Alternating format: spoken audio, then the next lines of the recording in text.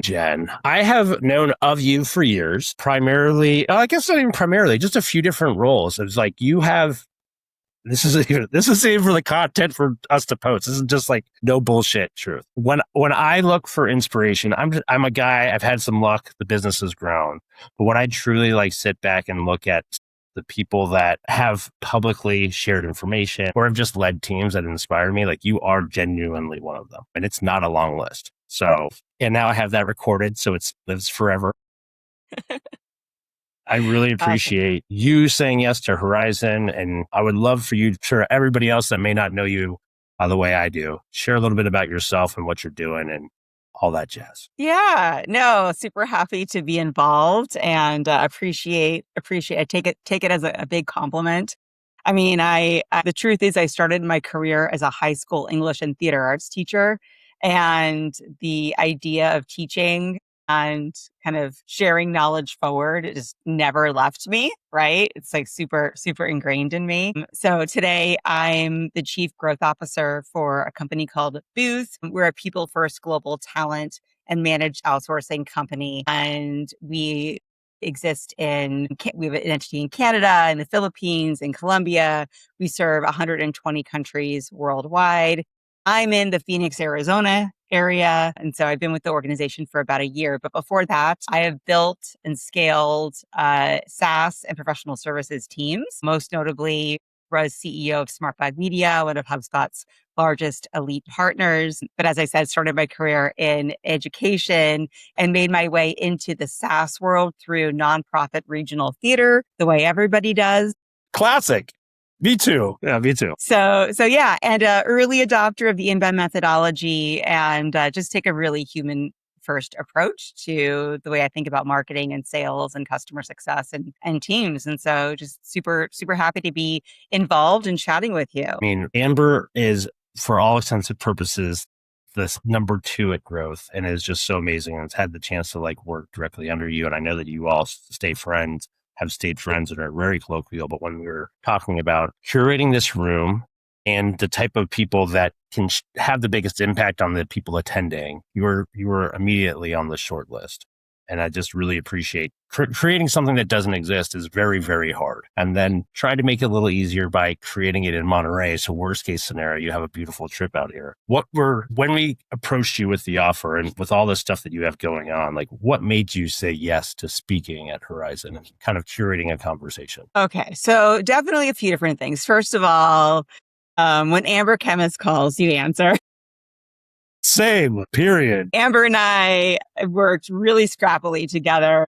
My favorite thing of working with Amber is being me. I would have a crazy idea, and within, overnight, I swear she'd have like a binder and like an action plan for how to execute this crazy idea. And so we were a super, super dynamic team. But also, I mean, first of all, it's an opportunity to share knowledge. There's so much that's evolving right now for anyone in a go-to-market role, whether you're marketing, sales, customer success. Like every day you're waking up to something new, and it's making people feel panicked. And I think I believe firmly that we're trained for this, right? We're ready. We've got experience. And sometimes people just need a little bit of assistance kind of getting from where they were to where they need to go.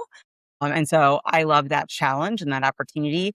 And then, super selfishly, like I grew up in the Bay Area, and when I wanted to just get away, and like as a teenager, just like I have access to a car, and I just felt like blowing off some steam. Like I would just hit the road, and there's no more beautiful place to me on the planet to just kind of relax, see, like get outside of yourself, get some time than the Monterey kind of area. So you couldn't have picked a better venue.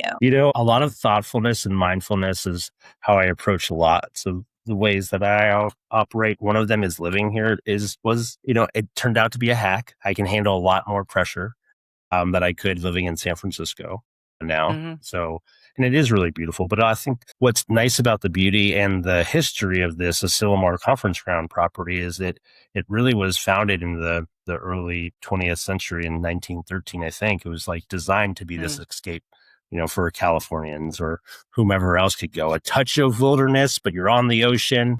I think it really is the perfect place to challenge yourself to think differently. Even the makeup of how we're setting the event up is quite different than your typical conference. Yeah. I appreciate you being willing to lean into this idea of curating, multiple groups are going to pass through your meeting room and have you curate a conversation. Tell us a little bit about the conversation you're going to be facilitating. Yeah. So I think I've been thinking a lot about the way we build teams and thinking about what I know now, going back and thinking about SaaS teams I built or professional services teams I built and thinking, how would I do things differently today? Knowing what I know today with the technology that we have, with the types of access to talent that we have. You think about what has changed. AI has taken like a chunk of potential work from us. There's more opportunities to leverage global talent. I think, the pandemic alone really unlocked this idea of like, hey, you can run a remote organization and be pretty darn successful, right? And then also there's been, a huge surge in fractional work and fractional expertise and people who are really, really, really good at like very specific things being able to come in and offer that. And so you no longer as a leader have to hire someone who is the total Swiss Army knife and like can do a little bit of everything. And I got to tell you, like I prided myself on being a Swiss Army knife type of person. A little bit of marketing, a little bit of sales, a little bit of business development, a little bit of operations, right? And like being able to do all those things, but it's exhausting, right? And so we've got this access to all these different types of talent and resources. But when a leader has a gap today, our reflex is still like to post a rec, right? Like it's a really instantaneous reflex and it can be really expensive. And so what I want my session to be about is it's not whether AI replaces people. Like there's plenty of talk going on about that. I want to dig in. And it's the teacher in me, right? It's like the workshopper in me. That's like, let's actually look at the actual work. Let's look at the work task by task, decide what needs to get done and what belongs where. And the truth is some of it's going to belong to machines. Great, right? That's what they're for. The most valuable parts are going to belong to humans, just like more than ever. And so I'm excited to really dig into like very specific roles with people. And when folks come to my session, they're going to be working. I'm going to be asking them to come in with a problem, with a challenge, right? And get busy with us. Kind of scoping some things out in a really safe environment, right? Like no judgment, but just getting some time apart from the day to day to think very differently about how they might think about building their teams. That's going to be a challenge for you as a teacher too, right? Like having a room, 30, 40 people, especially with it rotating, but we're going to de-stress and ramp up the safety feelings. But I just left a call with Adam Wainwright, who's another speaker here. And we're just talking about this reality that Horizon is positioned at the end of the year intentionally, like all the little elements, because you're going to be asked as a leader to be a decision maker in what happens the following year. And I think no matter where your company is in their growth pattern, you want to have a seat at this table right now. Otherwise, you may be at the other table, which is the one that gets changed rather than being one who is helping to empower the change. For sure. So there's to be a little anxiety going into it, but like what a superpower being able to meet with you and then hear from others, to go back to your company and say, here's what I've learned and here's how I think we can supercharge 2027. That's what I'm most excited about, is to hear what happens after the event. Yeah, I think so too. And I think also like I want to give people permission to come in and explore and not have the work be done. Like ideally, right, someone comes in, they leave that week, right, with a plan, with like a really like something we can actually start executing. Like that's always one of my strategies whenever I get the opportunity to speak in front of a group. But I think this year for me, more than that, is I want to give people permission to just explore. Earlier last year, I should say, at the end of last year, I published a book called Lead Anyway.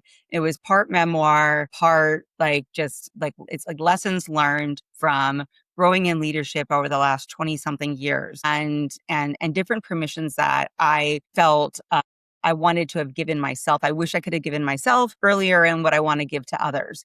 And in an environment, in a market that is changing so rapidly. I mean, we're used to rapid change, especially in marketing, especially in sales. CS kind of coming right up, on the heels of that. We're used to like new feature, new beta, new tool, new like, where does this fit in? What do we add? What do we subtract? How do we incorporate this into what we're doing now? Does it matter? Right? We're already used to that. And that is like on steroids right now.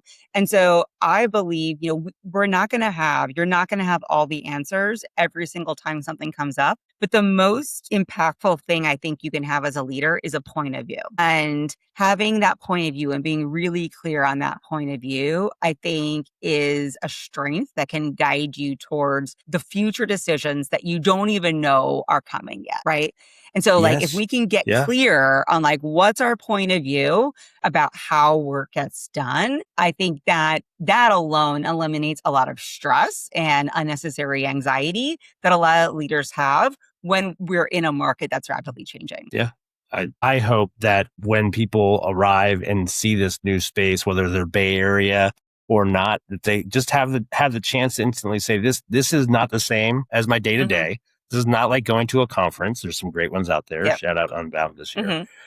And then just the chance, to have you and Scott Brinker and Adam Wainwright, there's a few more that we're announcing soon, to be in this space is, selfishly, like this is the best thing that I'll have ever gone to. So I'm really excited for everybody else to have that experience as well. If someone was wondering why they should go to Horizon, what would you tell them? Mm-hmm. I would say it's important to invest in yourself and to give yourself kind of time and space to think and dream. I think we're all so booked. Like, how many of us are booked in back-to-back meetings, like day after day and week after week? I think people who have mastered their calendar have reached some like state of enlightenment that is phenomenal. Awesome. Great. Most of us are still like letting our calendars kind of run us. And the thing is, if you don't plan it, like if you don't put it down, if you don't squirrel away that time, like no one's going to do it for you. Like no one is going to, even I think about like as a leader, like I want my people to take time to have time for deep thinking and deep work, but am I going to still be throwing ideas at them nonstop? Yeah. Cause I don't know how to turn that off. Right. So it's like, I have to arm my team with resources of like how to create boundaries for themselves, sometimes from me. Yeah. And from other executives, right? So I think that's really important. And also the other thing I would say is, I've gone to conferences that have been really fulfilling, but where I cannot keep up with where my brain starts going. So I was at a conference, actually it was an AI conference earlier this year.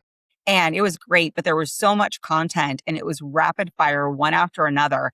And I didn't have time to really process what I had learned and what my thoughts were about what I had learned in that moment. And you take notes and you think, I'll get back to it later. But then you get back to work and there's 18 fires you have to put out. And you need to fill your fridge with groceries and your family needs something. And like all these things, start life kind of like happens. Yeah. And you don't end up extracting the full value of that investment that you made. And you probably spent a great deal of money for the ticket and getting there and the opportunity cost of like what you've missed out on. And so I think these kind of smaller, more curated events, if it's the right topic, it's the right audience, are just so incredibly beneficial for us right now, especially as a lot of revenue leaders are thinking, especially in the fall, thinking about, okay, making decisions about what's going to happen in 2027. Like I'm already there. I'm already having to like build projections,